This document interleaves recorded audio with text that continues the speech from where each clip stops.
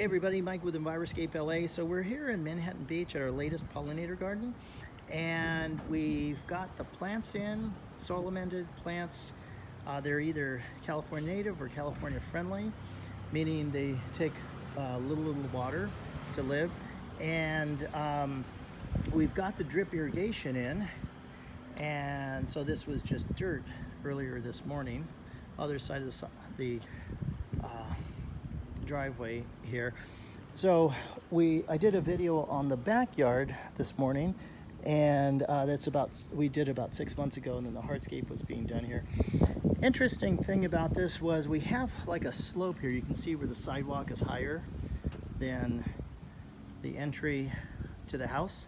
So we had some leftover stone from a waterfall, so we just kind of loose set this Arizona flagstone. Very easy to do, but it just adds such class. And we have the Rainbird Copper Shield drip irrigation. You can see where it's about every 12 inches or so. That's the way it's done properly. This little piece right here, we drilled into some drain pipe and so at a deep level, about 3 feet deep, the tree will be able to get air, and also water will be able to penetrate. We filled the thing with pea gravel. So that's going to be really cool. And then you notice that the tree is actually a little bit higher than the surrounding ground. That's because we're going to be laying tomorrow about 3 inches of mini bark. That's going to attract the mycorrhizal fungi.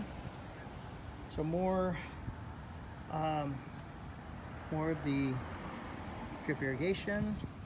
This really pretty plant here, this is called a Cenotis. It's a variegated one. Really cool. It's a California native. And these little guys are called penstemons, bougainvillea, and then succulents. This is called ruby grass, Malinus.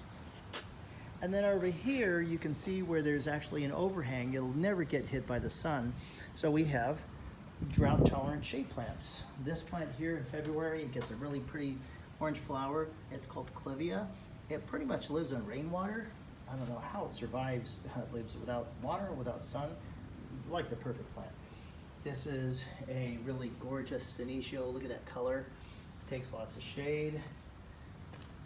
Asparagus Ferns, same thing. Very little water. And we have some drought-tolerant calla lilies here. More of the Clivia. There's a big 2-story house next door, so we want to hide that. And so these are called Pittosporum silver sheens. This is called a razzleberry, and it looks small now, but it's actually going to get to be about 6 feet tall and kind of wrap around this post. Be a very cool effect. So all this is very drought tolerant and more shade. Calla lilies, yep, they do take lots of shade.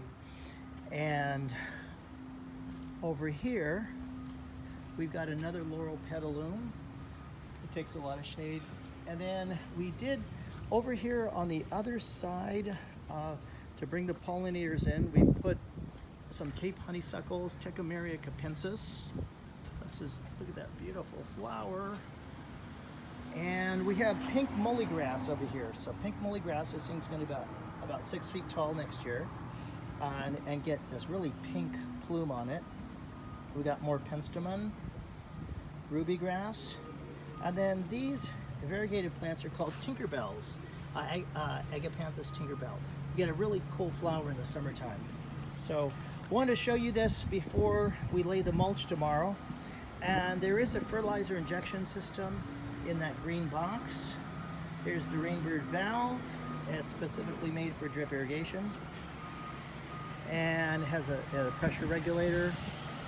And so this is how it's done. So this will attract the pollinators. It becomes part of the solution, mankind's solution to the problem of global climate change. It'll actually sequester carbon and keep it down there. And we're gonna put the stuff that attracts mycorrhizal fungi tomorrow. This is the clean out for all the drip irrigation. In a year, we'll come by, open up the valve, open up this little end valve here, and if any debris is in the line of the drip irrigation, it'll flush out. So Calandrinia bush here. Love these, they're succulent, have the most profuse flowers. Anyway, designed and built by Enviroscape LA. Thanks for joining us. I'll do one more video once it's completely done. Thanks for watching. Take care.